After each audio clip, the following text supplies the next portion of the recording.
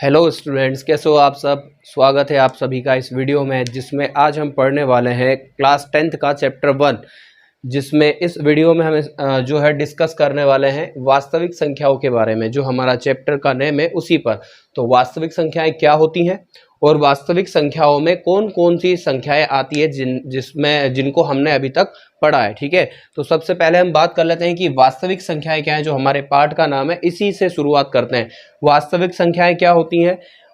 हमने आज तक जितनी भी संख्याएं देखी है, पॉजिटिव होगी, नेगेटिव होगी, अंडर रूट वर्गमूल वाली संख्याएं होंगी, पाई होगा, ऐसे बहुत सारी संख्याएं हमने देखी है। ये सभी संख्याएं क्या होती हैं, वास्तविक संख्याएं होती है। कौन सी संख्याएं होती है, वास्तविक संख्याएं होना है। आपने छोटी क्लासेस से लेके 10th तक अभी तक आपने जितनी भी संख्याएं देखी है वो सारी संख्याएं कौन सी संख्याएं होंगी, वास्तविक संख्याएं। अब इन वास्तविक संख्याओं में हमारे पास बहुत सारे अलग अलग प्रकार की संख्याएं होती हैं। जैसे मैं पहली संख्या जो हम छोटी क्लासेस से पढ़ते आ रहे हैं, सबसे पहली संख्या जो होती है वो होती है प्राकृत संख्या है। कौन सी संख्या है, प्राकृत संख्या है। अब ये प्राकृत संख्याएं क्या होती है, कहाँ से शुरू होती है, तो हमें पता है प्राकृत संख्याएं जो है, या फिर आप जिसको नहीं पता है वो लोग भी देखें ताकि आपको पता चले कि जो प्राकृत संख्याएं होती हैं वो क्या होती है, ताकि आपको आने वाले जो है टॉपिक्स रहेंगे उनमें कोई दिक्कत ना हो। प्राकृत संख्याएं कहाँ से शुरू होती है, प्राकृत संख्याएं शुरू होती है 1 से। कहाँ से शुरू होती है, 1 से। 1 से शुरू होती है, 1, 2, 3, 4, 5 और ये आगे भी चलती रहती है, कभी खत्म नहीं होती है, अनंत तक चलेगी। ठीक है, इसके बाद दूसरी संख्याएं कौन सी होती है, प्राकृत के बाद आती है पूर्ण संख्याएं। कौन सी संख्याएं, पूर्ण संख्याएं। अब जब हम प्राकृत संख्याओं में, ये जो प्राकृत संख्या है ना, इसमें जब हम जीरो को ले लेते हैं, जब हम जीरो को भी साथ में ले लेंगे तब वो संख्या क्या कहलाएगी, पूर्ण संख्या है। तो जीरो से शुरू होने वाली संख्या क्या कहलाएगी, पूर्ण संख्या। 0, 1, 2, 3, 4, 5 ये सभी संख्याएं क्या है बेटा, ये सभी संख्याएं पूर्ण संख्याएं होंगी। अब तीसरी संख्या जो है कौन सी होती है, जिनके बारे में हमें बहुत सी बार ये शब्द आपको सुनने को मिलेगा। अगर आपने अभी तक नहीं सुना है तो अब सुन ले, इसके बाद इसको आपको बहुत सारी जगह पर यूज करना है। ठीक है, जो तीसरा वर्ड, जो हमारा तीसरा जो प्रकार है वास्तविक संख्याओं का, वो है पूर्णांक। क्या है, पूर्णांक। अब पूर्णांक क्या होते हैं, पूर्णांक देखो, आपने अभी 0, 1, 2, 3, 4, 5 से शुरू किया है ना, तो 0, 1, 2, 3, 4 और ये तो रहेगा ही रहेगा। यानी जो धनात्मक संख्याएं हैं, कौन सी, पूर्ण संख्याएं जो है ना, ये सारी धनात्मक संख्याएं। तो अब जब आप धनात्मक संख्याओं के साथ ऋणात्मक संख्याओं को भी ले लोगे, जैसे -1, -2, -3 और ये आगे चलता रहेगा, तब ये जो संख्याएं, जो ग्रुप बनेगा, जो समूह बनेगा इन संख्याओं का, उसको हम क्या बोलेंगे, पूर्णांक बोलेंगे। क्या बोलेंगे, पूर्णांक। और पूर्णांक धनात्मक भी होंगे और ऋणात्मक भी होंगे, जिसमें जीरो भी सम्मिलित रहेगा। ठीक है, इसके बाद हम जो है फोर्थ, हमारे जो संख्याएं होती है, चौथी संख्या जो है वो कौन सी होगी, इन्हें हम बोलते हैं परिमेय संख्याएं। क्या क्या बोलते हैं, परिमेय संख्याएं। क्या बोलते हैं, जो चौथा प्रकार है वास्तविक संख्याओं में वो है परिमेय संख्याएं। क्या है, परिमेय संख्या। परिमेय संख्याएं क्या होती हैं, ऐसी संख्याएं जिसमें अंश और हर होगा। ठीक है, और अंश हर में भी हम कुछ बात करेंगे आगे। अभी आप ये जान लो, जो हमने पढ़ा है उसी से हम जो है आगे बढ़ते हैं, जो हमने पढ़ा है उसी जानकारी के अनुसार। तो अंश और हर वाली जो संख्या होती है उन्हें हम परिमेय संख्याएं कहते हैं।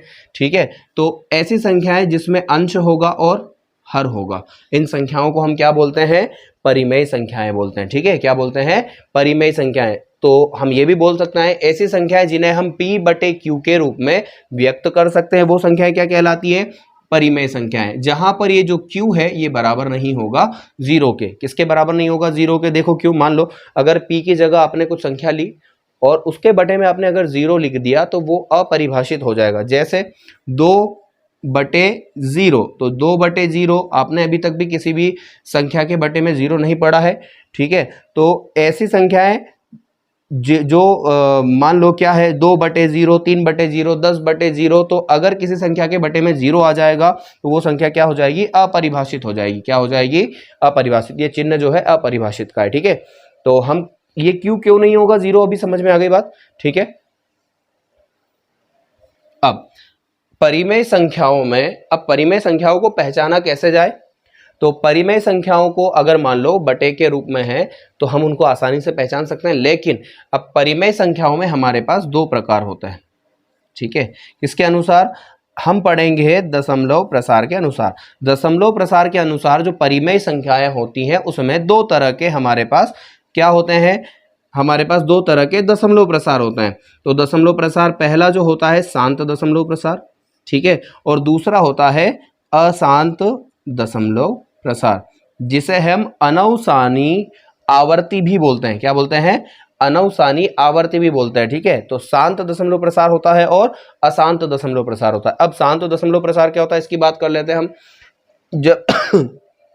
जब आप किसी एक संख्या को दूसरी संख्या से विभाजित करते हो, भाग देते हो, ठीक है, तब आपके पास जब संख्याएं पूर्ण रूप से जो है विभाजित नहीं होती तब हमारे पास दशमलव के रूप में संख्याएं आती है।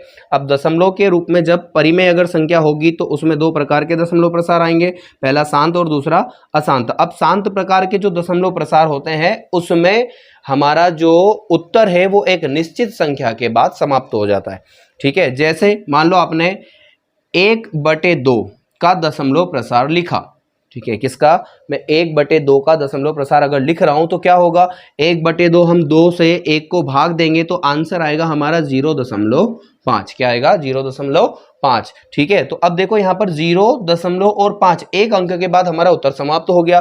तो ये जो परिमेय संख्या है इसका दशमलव प्रसार कैसा है? शांत है। इसके कुछ और उदाहरण देख लेते हैं हम। 1.254, ठीक है, यहां भी 3 अंकों के बाद जो है उत्तर समाप्त हो गया।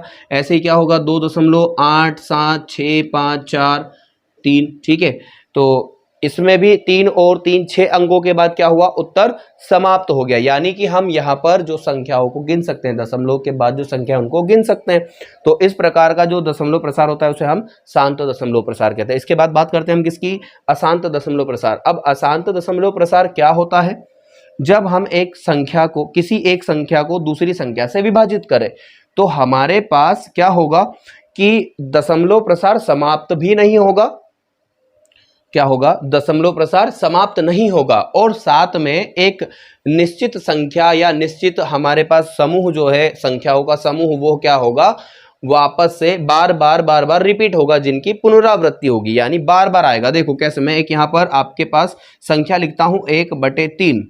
अगर आप 1/3 को हल करोगे, 1 से 1 को 3 से भाग दोगे तो उत्तर आएगा 0.999999 और ये 9 जो है ये चलता रहेगा। देखो यहाँ पर हमारा उत्तर समाप्त नहीं हो रहा है, ये उत्तर आगे भी और चलता रहेगा। ऐसे ये जो 9 है ये बार बार आता रहेगा, ठीक है। और इसमें एक अंक हमारा 9 जो है वो क्या हो रहा है? बार बार रिपीट हो रहा है। तो इसलिए ये जो दशमलव प्रसार होगा 1/3 का, वो क्या होगा? अशांत दशमलव प्रसार होगा, ठीक है।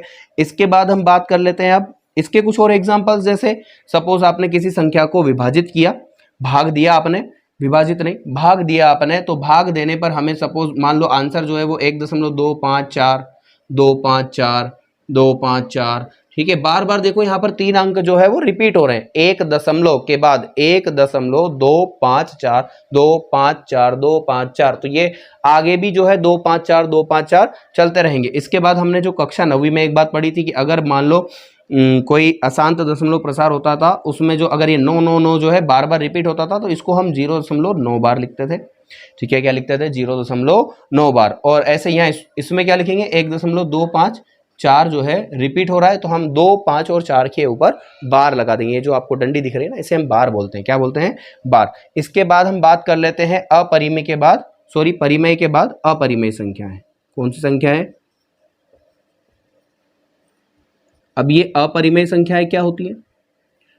अब ऐसी संख्याएं जिन्हें हम p/q के रूप में व्यक्त नहीं कर सकते हैं, ठीक है। हम इसके बारे में आगे बात करेंगे। तो ऐसी संख्या जिन्हें हम p/q के रूप में व्यक्त नहीं कर सकते हैं वो संख्याएं क्या होती है? अपरिमेय संख्याएं होती है। जैसे वर्गमूल 2, वर्गमूल 3, वर्गमूल 5, वर्गमूल 7। ऐसे ही एक और संख्या होगी पाई, ले लो, पाई भी होगा, ठीक है। और करणी, वर्गमूल क्या ले लें हम? इसको ले लेते हैं हम 11। ऐसे 13, 15, 17, ये सारी संख्याएं क्या है? अपरिमेय संख्याएं, ठीक है। ये संख्याएं क्या है? अपरिमेय संख्या। ऐसी संख्याएं जिन्हें हम p/q के रूप में व्यक्त नहीं कर सकते हैं, वो संख्याएं क्या होंगी? अपरिमेय संख्याएं होंगी। तो आप ये जो बातें मैंने आपको बताई, इन्हीं से जुड़े हुए टॉपिक हमारे पास आगे बुक में भी हैं, जो हम एक्सरसाइज में भी क्वेश्चन सॉल्व करने वाले हैं उनमें भी हैं, तो आप इसको नोट करें। ठीक है, ठीक है। अब हम शुरू करते हैं। जो हमने अभी तक संख्याएं देखी है, उन संख्याओं में भी कुछ ग्रुप बने हुए हैं। ठीक है, उनके बारे में हम बात कर लेते हैं, जिनकी हमें जो है रिक्वायरमेंट है, ज़रूरत है। तो पहली संख्या होती है भाज्य संख्या। भाज्य संख्याएं, अब ये भाज्य संख्याएं क्या है, इनके बारे में हम बात कर लेते हैं थोड़ा सा। ये भी हम छोटी क्लासेस से सीख कर आए, लेकिन हम फिर से एक बार पढ़ लेते हैं। तो भाज्य संख्याएं ऐसी संख्याएं जो स्वयं से और स्वयं के अलावा किसी दूसरे नंबर से विभाजित होती है, वो संख्याएं क्या कहलाती है? भाज्य संख्याएं कहलाती। क्या कहलाती है? भाज्य संख्याएं। ऐसी संख्याएं जिन्हें हम खुद से, जो नंबर हमें दिया रहेगा उससे और उसके अलावा किसी और नंबर से भाग दे सकते हैं, वो संख्याएं क्या कहलाती है? भाज्य संख्याएं कहलाती है। ठीक है, या फिर ऐसी संख्याएं जिन्हें हम गुणनखंडों के रूप में व्यक्त कर सकते हैं, या हम जिनके गुणनखंड कर सकते हैं, वो संख्याएं क्या कहलाती है? भाज्य संख्या कहलाती। जैसे 4, उसके बाद 6, 9, 10, 12, ये संख्याएं सारी क्या है? देखो 6, 4, 6, 9, 10, 12, ये सारी संख्याएं जो है हमारी भाज्य संख्याएं। क्यों? देखो इस 4 के हम गुणनखंड भी कर सकते हैं, 2 गुणा 2, और इस 4 को हम 2 से भी विभाजित कर सकते हैं और 4 से भी विभाजित कर सकते हैं। ऐसे हमारे पास संख्या 6, तो इस 6 के हम गुणनखंड कर सकते हैं 2 गुणा 3, और इस 6 को हम 2 से और 3, यानी कि जो जो गुणनखंड होंगे उन सभी गुणनखंडों से उस संख्या को भाग दे सकते हैं, विभाजित कर सकते हैं। ठीक है, ठीक है।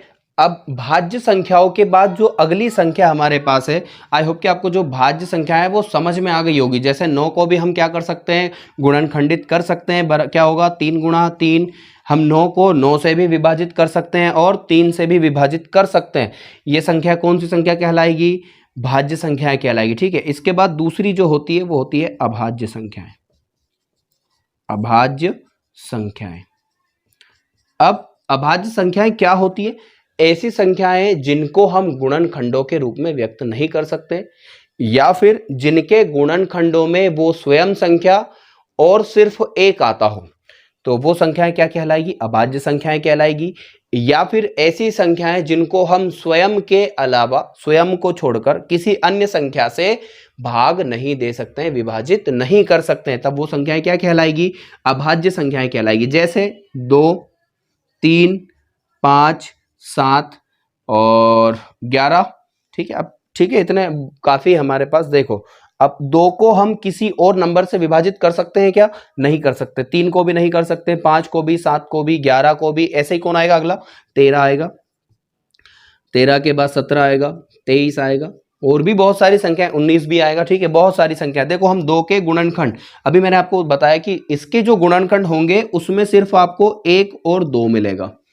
क्या मिलेगा? 1 और 2। ऐसे ही 3 के गुणनखंडों में कौन मिलेगा? एक तो 1 मिलेगा और 1 के अलावा वो स्वयं संख्या मिलेगी। ठीक है, ऐसे 7 के गुणनखंडों में क्या मिलेगा? 1 गुणा 7। तो ये संख्याएं क्या कहलाएगी? अभाज्य संख्याएं कहलाएगी। क्या कहलाएगी? अभाज्य संख्याएं। इसके बाद आप इसको नोट करें, हमें ये लिखना बहुत जरूरी है, क्योंकि हम बातों को जो है ज्यादा समय तक याद नहीं रखते। ठीक है, तो हम जब इनको बाद में कभी देखेंगे, जब हमारा एग्जाम टाइम आएगा, तब हमको ये काम देगी। ठीक है, तो भाज्य संख्याएं और अभाज्य संख्याएं आपको समझ में आया होगा। आगे हम बात करते हैं भाज्य और अभाज्य के बाद। ठीक है, भाज्य और अभाज्य के बाद हमारे पास होती है सह अभाज्य संख्याएं। कौन सी? सह अभाज्य संख्याएं।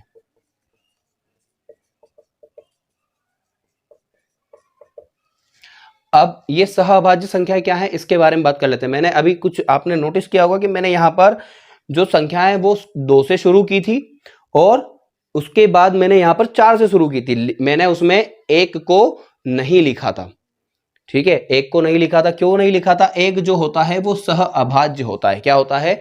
सह अभाज्य। अब 2 संख्याएं होंगी, 2 संख्याएं होंगी, वो संख्याएं सह अभाज्य संख्याएं कब कहलाई जाएगी? ठीक है, तो जब 2 संख्याएं इस प्रकार से हो कि उनके गुणनखंडों में एक के अलावा कुछ भी जो है उभयनिष्ठ या फिर कॉमन ना आए, तब वो दोनों संख्याएं क्या कहलाएगी?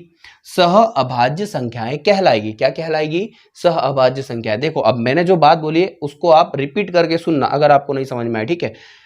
अगर दो संख्याएं इस प्रकार से हो कि उनके गुणनखंडों में एक के अलावा दूसरा कोई भी नंबर उभयनिष्ठ ना हो, तब वो संख्याएं सह अभाज्य संख्याएं कहलाती है। जैसे सपोज मैंने लिखा 3 और 5, 3 के गुणनखंड 1 गुणा 3 और 5 के गुणनखंड 1 गुणा 5, ठीक है। अब देखो यहां पर 3 और 5 के गुणनखंडों में सिर्फ कौन कॉमन दिख रहा है? हमें एक ही कॉमन दिख रहा है, ठीक है। तो 3 और 5 क्या हो जाएंगे? 3, 5 क्या होंगे? सह अभाज्य होंगे। सह अभाज्य होंगे। क्या होंगे? सह अभाज्य होंगे। ये दोनों क्या होंगे? सह अभाज्य होंगे। ऐसे ही मैंने मान लो अगर लिखा 5 और 9, क्या लिखा? 5 और 9। अब हमें यहां ये नहीं देखना है कि ये दोनों संख्याएं भाज्य है या अभाज्य है। अगर इन दोनों संख्याओं में एक के अलावा कोई भी गुणनखंड कॉमन नहीं आ रहा है तो ये दोनों संख्याएं क्या है?